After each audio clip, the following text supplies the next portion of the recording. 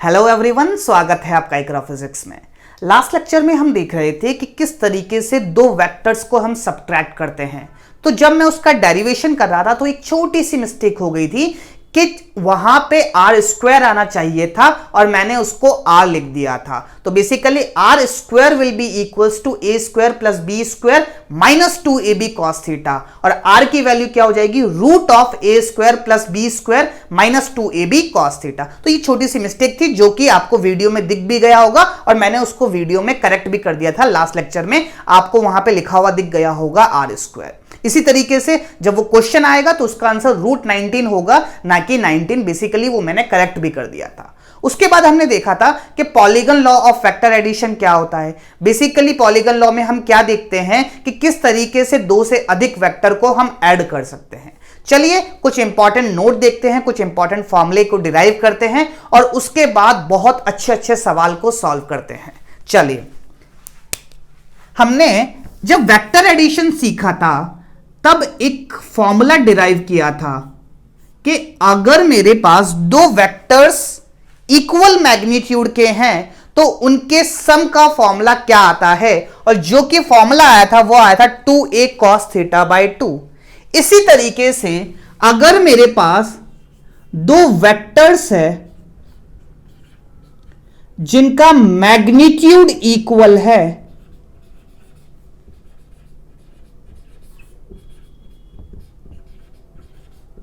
और ये दोनों वेक्टर्स थीटा एंगल पे है, तो इनका जो डिफरेंस होगा, लेट्स से ये दो वेक्टर है ए वेक्टर एंड बी वेक्टर, तो इनका जो डिफरेंस होगा, इसका जो मैग्नीट्यूड होगा वो क्या होगा, उसका फॉर्मूला हम डिराइव करने जा रहे हैं। चलिए देखते हैं। इनके डिफरेंस का फॉर्मूला क्या होता है, root of a square plus b square plus minus, difference है ना, डिफरेंस में माइनस आता है, 2ab cos थीटा। और a और b का मैग्नीट्यूड सेम है तो यहां से बनेगा a स्क्वायर प्लस b को भी मैं a ही लिख सकता हूं, a स्क्वायर माइनस यहां पे a into A again a square into cos theta. यहां पे सवाल में आपको क्या दे रखा है, a is equals to b, तो b को भी मैं a ही लिख सकता हूं। यहां पे क्या बनेगा, 2a square minus 2a square cos theta, 2a square मैं कॉमन ले रहा हूं, अंदर क्या बचेगा, 1 minus cos theta.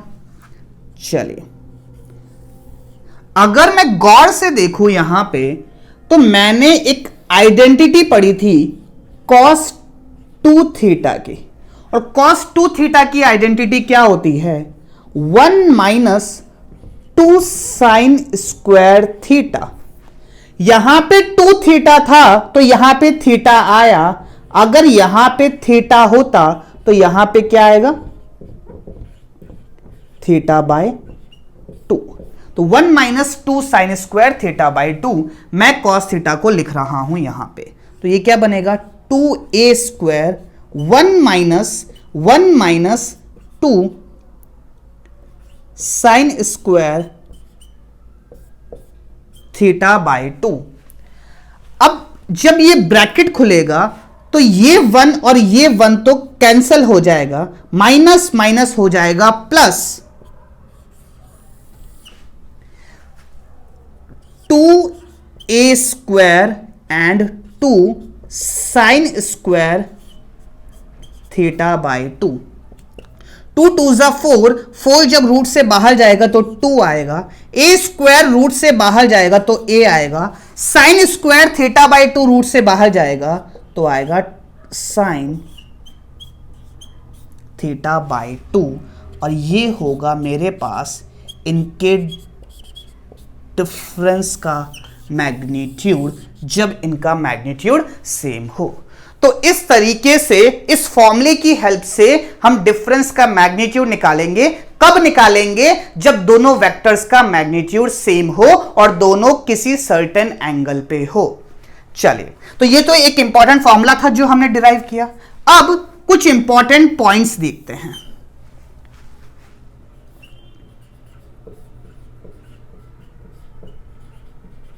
Important points,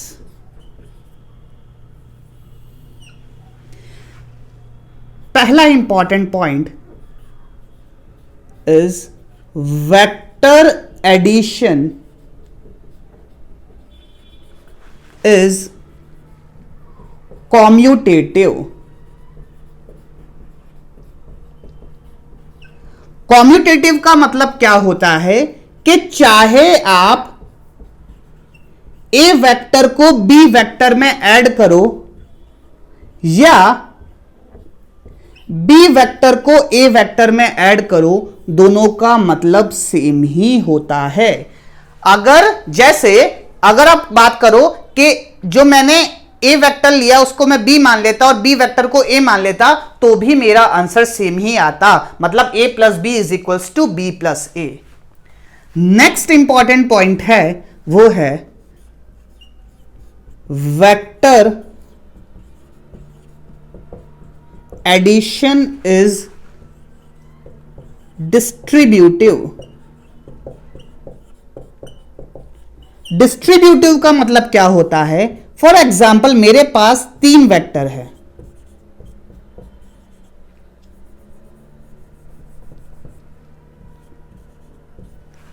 और कुछ इस तरीके से लिखा हुआ है कि a प्लस बी प्लस सी।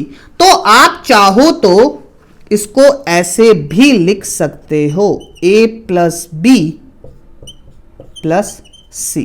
इसका मतलब होता है कि वेक्टर एडिशन इज डिस्ट्रीब्यूटिव। चाहे आप पहले इसको ऐड करो या पहले इन दोनों को ऐड करो, बात हमारी सेम ही होती है। इसका मतलब होता है वेक्टर एडिशन इज डिस्ट्रीब्यूटिव। चलिए, ये 2 इंपॉर्टेंट पॉइंट्स थे, और इंपॉर्टेंट पॉइंट्स देखते हैं वेक्टर एडिशन के बारे में।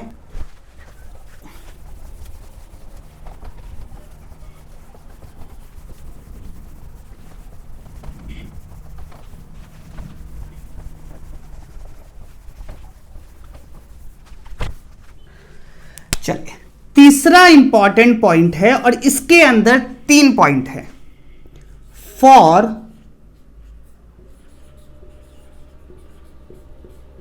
Resultant to be 0, minimum number of vectors required. और इसमें जो पहला केस है वो है of same magnitude. Next is of different magnitude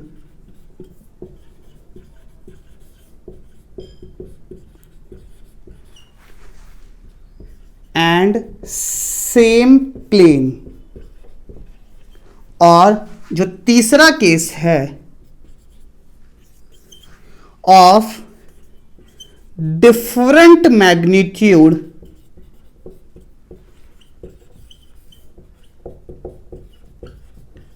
and different plane.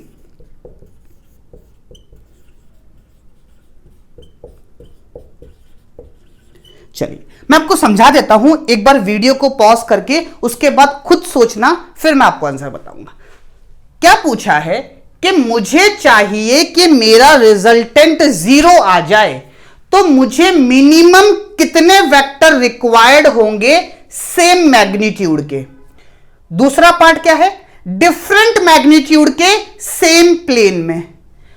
Next part क्या है? डिफरेंट मैग्नीट्यूड के डिफरेंट प्लेन में मिनिमम कितने नंबर ऑफ वेक्टर्स रिक्वायर्ड होंगे, आपसे सवाल में यह पूछा है। सोचिए और जवाब दीजिए। हां, चलिए देखते हैं। सबसे पहले मुझे क्या चाहिए कि रिजल्टेंट 0 हो और सेम मैग्नीट्यूड के हो। तो सेम मैग्नीट्यूड के मिनिमम नंबर ऑफ वेक्टर्स कितने हो कि रिजल्टेंट 0 प्रोड्यूस करे। तो इसका आंसर है 2। नेक्स्ट है कि डिफरेंट मैग्नीट्यूड के हो और सेम प्लेन के हो। तो इसका आंसर है 3। और जो नेक्स्ट पार्ट है वो है डिफरेंट मैग्नीट्यूड के हो और डिफरेंट प्लेन के हो।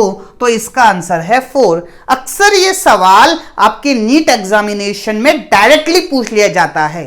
चलिए देखते हैं कि ऐसा क्यों होता है। पहला पार्ट है कि मुझे रिजल्टेंट 0 चाहिए और जो दो वेक्टर्स है वो सेम मैग्नीट्यूड के हैं। तो अगर मैं इस वेक्टर की बात करूं और मेरे पास एक और वेक्टर है, इन दोनों को मैं अपोजिट डायरेक्शन में रख दूंगा तो ये वेक्टर इस वेक्टर को कैंसिल कर देगा। क्यों? बिकॉज इसका मैग्नीट्यूड और इसका मैग्नीट्यूड सेम है, दोनों का डायरेक्शन अपोजिट है। ए vector minus A vector will be 0 vector. तो मेरे पास जो रिजल्टेंट आएगा वो आएगा 0। तो सेम प्लेन में मिनिमम कितने वेक्टर्स रिक्वायर्ड है? 2 वेक्टर्स। अब बात करते हैं कि सेम प्लेन में डिफरेंट मैग्नीट्यूड के कितने वेक्टर्स रिक्वायर्ड है। तो उसका आंसर है 3। ऐसा क्यों? फॉर एग्जाम्पल ये किसी एंगल पे है इस तरीके से, इसका मैग्नीट्यूड और इसका मैग्नीट्यूड अलग है, इसका मैग्नीट्यूड और इसका मैग्नीट्यूड अलग है। तो इन दोनों का जो रिजल्टेंट आएगा वो कुछ इस तरीके से आएगा, इन दोनों का रिजल्टेंट कुछ इस तरीके से आएगा। तो इसको कैंसिल करने के लिए सेम प्लेन में मैं एक और वेक्टर ऐसे लगा दूंगा। तो मेरे पास कितने वेक्टर्स रिक्वायर्ड है? 1, 2 और 3। ये तो इन दोनों का रिजल्टेंट है, इन दोनों का रिजल्टेंट ऐसे, और इसको कैंसिल करने के लिए मैं इसके अपोजिट डायरेक्शन में इसके मैग्नीट्यूड के बराबर का एक वेक्टर लगा दूंगा। तो ये कैंसिल कर देगा और रिजल्टेंट कितना आएगा? 0। अब सवाल उठता है कि डिफरेंट मैग्नीट्यूड और डिफरेंट प्लेन में, फॉर एग्जाम्पल ये कोई एक वेक्टर है, ये कोई एक वेक्टर है और इस तरीके से कोई एक वेक्टर है। तो ये क्या हुआ कि डिफरेंट मैग्नीट्यूड के हैं और डिफरेंट प्लेन में है। डिफरेंट मैग्नीट्यूड के हैं तो इसका और इसका रिजल्टेंट कहां आएगा? कुछ इस तरीके से आएगा, इस तरफ। और इस तरीके से जो आएगा इसका और इसका रिजल्टेंट कहां आएगा? कुछ इस तरीके से आएगा, इस तरफ। बात समझ आई? इसका और इसका रिजल्टेंट ऐसे, इसका और इसका रिजल्टेंट कुछ इस तरीके से आएगा। तो इसको कैंसिल करने के लिए मैं जो चौथा वेक्टर लगाऊंगा वो इसके अपोजिट डायरेक्शन में लगा दूंगा और अगेन मेरे पास रिजल्टेंट आ जाएगा 0।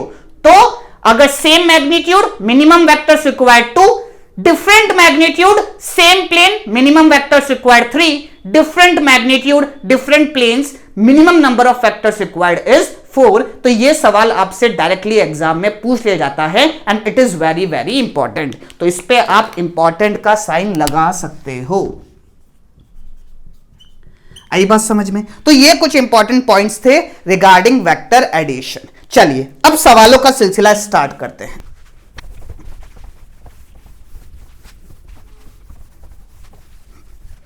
पहला सवाल,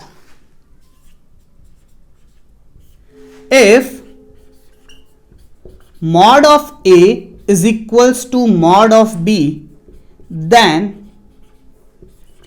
find angle between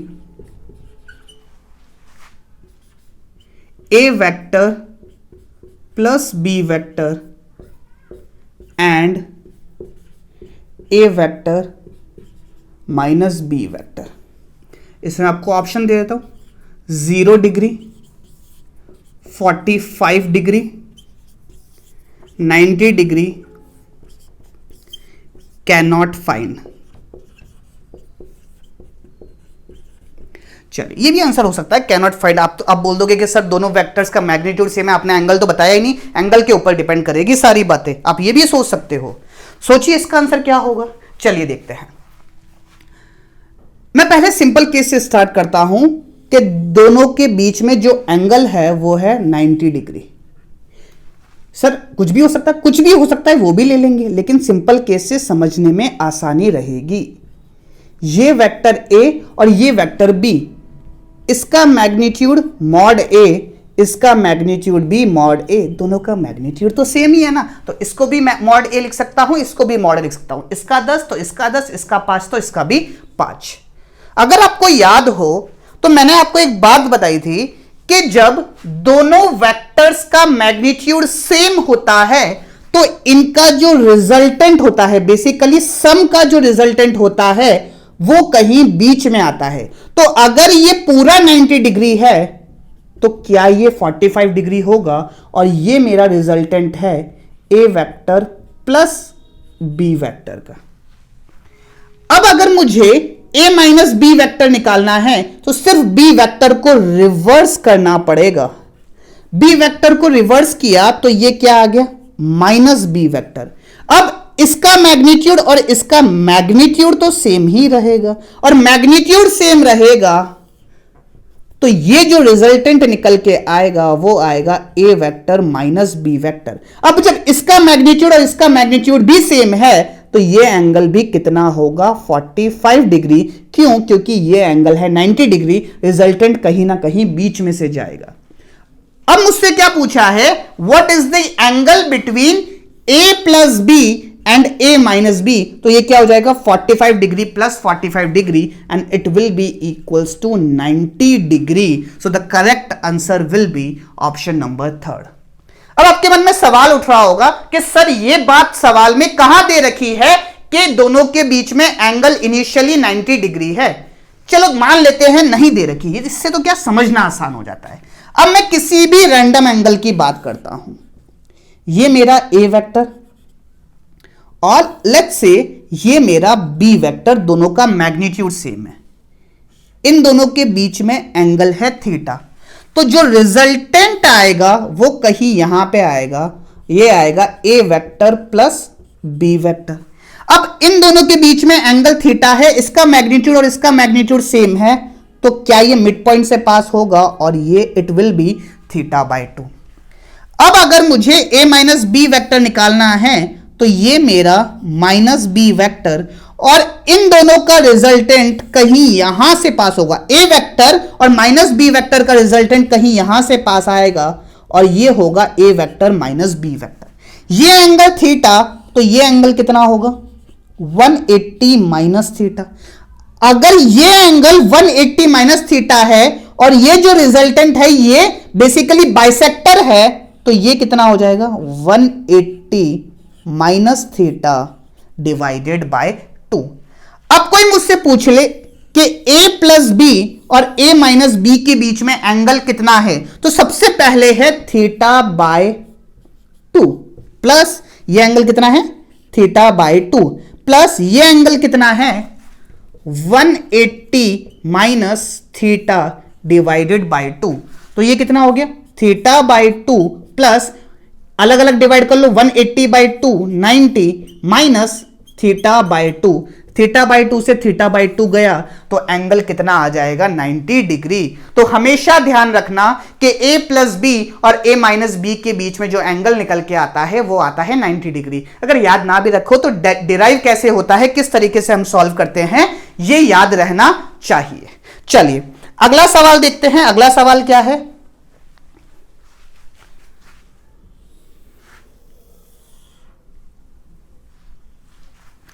अगला जो सवाल है वो है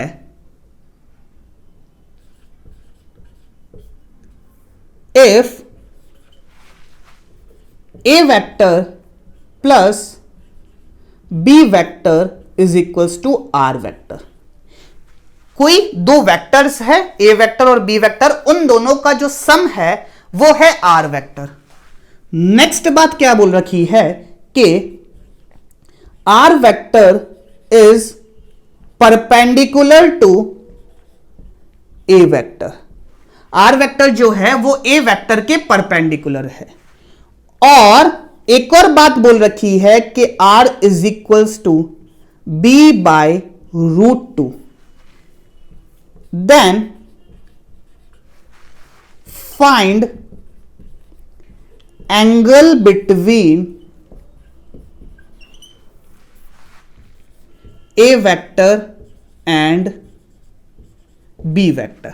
ये आपसे सवाल में पूछा है। अच्छा सवाल है, समझने की कोशिश करेंगे। सबसे पहली बात मुझे क्या दे रखी है कि ए और बी का जो रिजल्टेंट है वो है आर वेक्टर, और r vector is perpendicular to a vector. इसको बनाने की कोशिश करते हैं। लेट्स से ये मेरा ए वेक्टर है। अब अगर मैं इसमें ट्रायंगल लॉ लगाने की कोशिश करूं तो ट्रायंगल लॉ में मैं बी वेक्टर ऐसे भी बना सकता हूं, ऐसे भी बना सकता हूं, कैसे भी बना सकता हूं, मुझे पता नहीं है। पता लगाने के लिए एक बात दे रखी है कि r vector is perpendicular to a vector.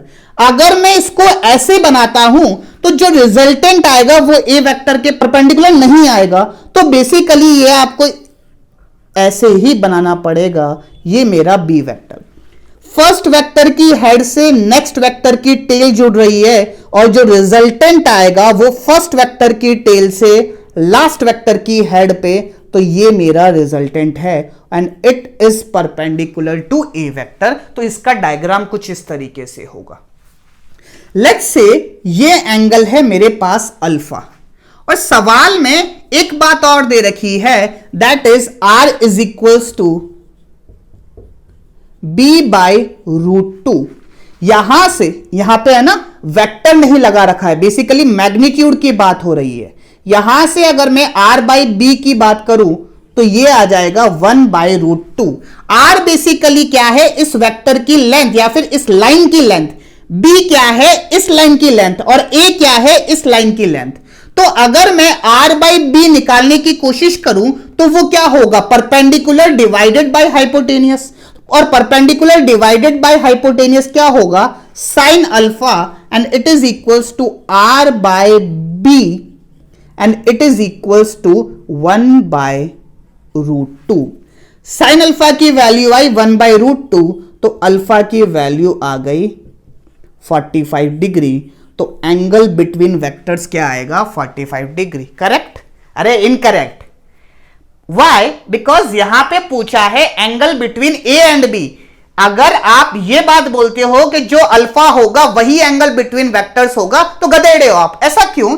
क्योंकि बेटा यहां पे ना तो हेड से हेड कॉम्बिनेशन है, ना टेल टू टेल कॉम्बिनेशन है। इसको अगर आपको angle between A and b निकालना है तो आपको या तो हेड टू हेड कॉम्बिनेशन होना चाहिए या टेल टू टेल कॉम्बिनेशन होना चाहिए। तो मैं क्या करूंगा, इसको थोड़ा सा आगे शिफ्ट करूंगा, और ये एंगल होगा 180 माइनस अल्फा थीटा।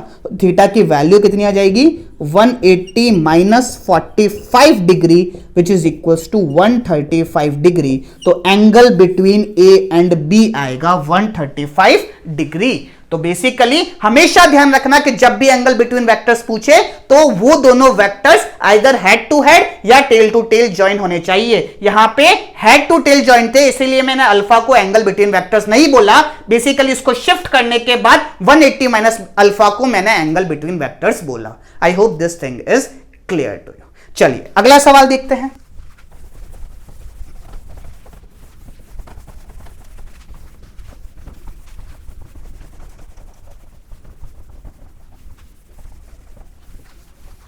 चलिए अगला सवाल क्या है, if maximum and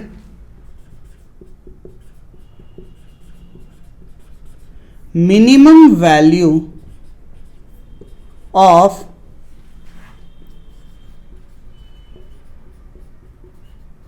resultant of two vectors are 10 and 5 respectively, then find magnitude of both vectors. चलिए देखते हैं क्या बोला है कि maximum and minimum value of resultant. Resultant की मैक्सिमम वैल्यू कब होती है, रिजल्टेंट बोले तो सम, है ना, डिफरेंस निकालना होगा तो वो आपसे पूछेगा।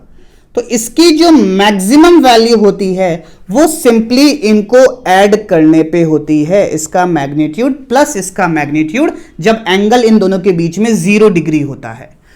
और इसकी जो वैल्यू आपको दे रखी है वो दे रखी है 10।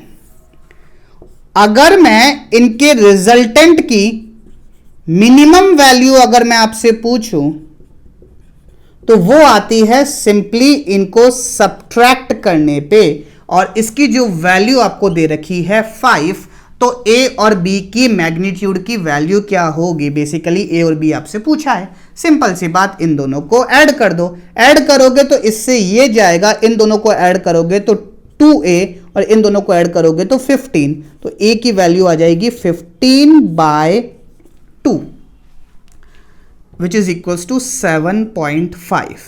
और यहीं पे b की वैल्यू अगर मैं निकालूंगा तो कैसे निकालूंगा? इसमें पुट करके a plus B is equals to 10, किसी में भी पुट कर सकते हो। तो a की वैल्यू है 7.5 plus b is equals to 10, तो b की वैल्यू हो जाएगी 2.5। अब अगर मैं इसी में आपसे पूछ लेता कि what will be the value of resultant when they are at 90 degree angle, तो भी आप निकाल सकते थे। आपको a का मैग्नीट्यूड पता है विच इज 7.5, b का मैग्नीट्यूड पता है और इन दोनों के बीच में एंगल पता है, तो रिजल्टेंट कितना हो जाएगा? Root of a square plus b square plus 2ab cos theta, और दे आर परपेंडिकुलर, तो cos 90 कितना हो जाएगा? 0, तो कितना हो जाएगा? Root of a square plus b square. इस तरीके से आप रिजल्टेंट की वैल्यू निकाल सकते थे। चलिए अगला सवाल देखते हैं। अगला सवाल क्या है? अगला सवाल है sum of magnitude of two vectors is 16। Resultant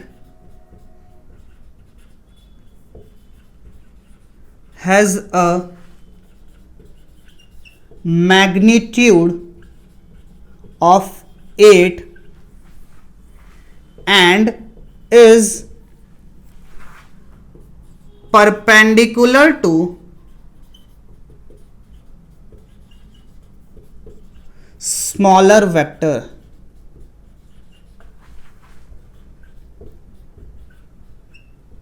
Find magnitude of both vectors. क्या बोला है कि sum of magnitude of two vectors is 16। तो इसका मतलब क्या है? a vector plus b vector is equals to 16, या फिर a plus B is equals to 16। बताइए, सोचिए। इसका मतलब है a प्लस बी इज 16, ये तो वेक्टर है, इसका तो क्या होगा? Root of a square plus b square plus 2ab cos theta. यहां पे लिखा हुआ है सम ऑफ मैग्नीट्यूड, मैग्नीट्यूड में हम वेक्टर साइन नहीं लगाते, तो इसका मैग्नीट्यूड प्लस इसका मैग्नीट्यूड इक्वल्स टू 16। ये एक छोटी सी बात आपको दे रखी है। तो आपको क्या दे रखा है? a plus B is equals to 16।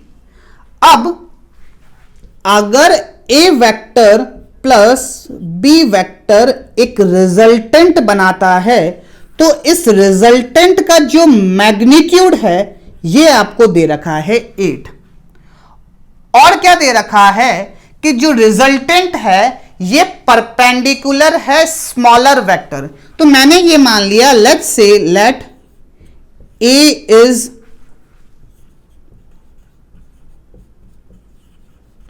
Smaller vector.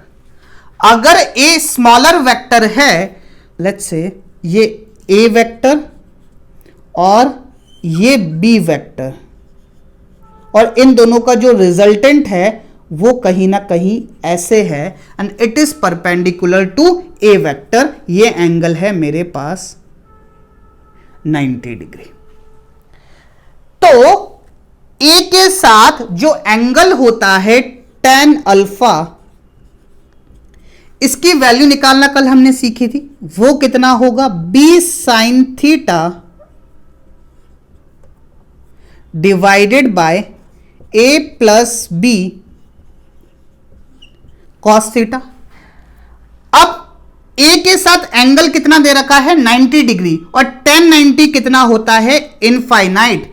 तो इसको अगर मुझे इनफाइनाइट बनाना है तो जो नीचे वाला टर्म है इसको मुझे 0 बनाना पड़ेगा, यस और नो, बिकॉज 1/0 इज इनफाइनाइट। तो यहां से मैं ये बात बोल सकता हूं कि a plus b cos theta should be equals to 0। तो यहां से b cos थीटा की जो वैल्यू आ जाएगी वो आ जाएगी -a। तो ये एक रिजल्ट निकल के आया। अब इस रिजल्ट को हम इसके फॉर्मूले में पुट करेंगे। मॉड ऑफ r क्या होता है, root of a square plus b square plus 2ab cos theta. अब b cos थीटा की वैल्यू कितनी है, a स्क्वायर, तो मैं इसको कैसे लिख सकता हूं, a square plus b square. अब b cos थीटा को मैं a लिख दूंगा तो ये क्या, ये 2a स्क्वायर बन जाएगा, यस और नो। तो ये बेसिकली -2a स्क्वायर, क्योंकि यहां पे एक नेगेटिव है -a, तो यहां पे क्या बनेगा, -2a स्क्वायर। तो ये क्या बनेगा, root of b square minus a square, और मैग्नीट्यूड ऑफ r आपको दे रखा है 8। तो अगर मैं यहां से रूट हटाता हूं तो इस तरफ स्क्वायर आ जाएगा, तो basically 64 is equals to B square minus A square को मैं ऐसे लिख सकता हूं, b plus A and b minus A. ये तो हुआ 64। b प्लस ए की जो वैल्यू दे रखी है वो दे रखी है 16 and it is equals to b minus A. ये इधर आएगा तो 64 divided by 16 which will be equals to 4, it is equals to b minus A. ये मेरे पास इक्वेशन नंबर 2 मान लो, ये मेरे पास इक्वेशन नंबर 1 मान लो। तो इक्वेशन नंबर 1 क्या है, b plus a is equals to 16। दोनों इक्वेशन को ऐड करो, तो ऐड करोगे तो इससे ये जाएगा तो 2b की जो वैल्यू निकल के आएगी वो आएगी 20, तो b की जो वैल्यू निकल के आएगी वो आएगी 10। अब इस b की वैल्यू को किसी भी एक इक्वेशन में पुट कर दोगे तो a की वैल्यू आ जाएगी b minus a is equals to 4, b की वैल्यू 10, ये इधर आएगा ये इधर आएगा, -4 इज इक्वल्स टू a, तो a की जो वैल्यू निकल के आएगी वो आएगी 6 यूनिट। तो इस तरीके से हम इस सवाल को सॉल्व करेंगे जहां पे हमने a और b का मैग्नीट्यूड निकाला। इसी सवाल को आप थोड़ा सा दिमाग लगा के भी सॉल्व कर सकते थे। कैसे, डायग्राम बना के। डायग्राम कैसे बनाते, ये मेरे पास कोई एक a वेक्टर है और ये मेरे पास कोई b वेक्टर है और इनका रिजल्टेंट कुछ यहां पे है। इसकी जो वैल्यू मैग्नीट्यूड दे रखा है वो दे रखा है 8। लेट्स से इसका मैग्नीट्यूड है x और इसका मैग्नीट्यूड अगर x, इसको मैं अगर x मान लेता हूं तो b कितना हो जाएगा, 16 माइनस एक्स। तो इसका मैग्नीट्यूड कितना हो जाएगा, 16 माइनस एक्स। और अब मैं क्या करूंगा, इसके अंदर लगा दूंगा पाइथागोरस थ्योरम। कैसे, 16 माइनस एक्स का square it is equals to x square plus 8 square. जब आप इसको सॉल्व करोगे यहां से x की जो वैल्यू निकल के आएगी वो आएगी 6, तो एक जो वेक्टर आएगा वो आएगा 6 और जो दूसरा वेक्टर आएगा वो आएगा 16 minus x which is equals to 10। तो इस तरीके से भी आप इसको सॉल्व कर सकते थे। I hope this thing is clear too. अब तो क्वाड्रेटिक है, क्वाड्रेटिक तो सॉल्व कर लोगे, तो ऐसे भी सॉल्व करते थे, और किसी को ये नहीं चमके तो आप इसका कन्वेंशनल मेथड, लॉन्गर मेथड से भी सॉल्व करते थे।